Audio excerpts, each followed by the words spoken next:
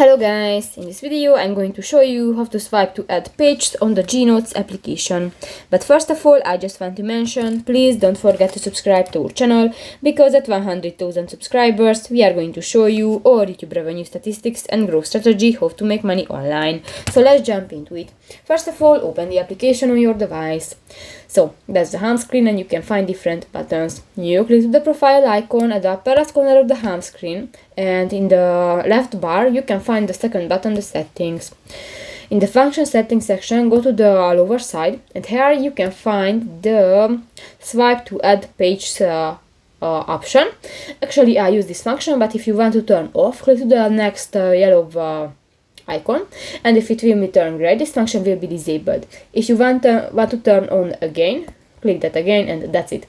So that's pretty much it for this video, guys. See you in the next one. Bye bye.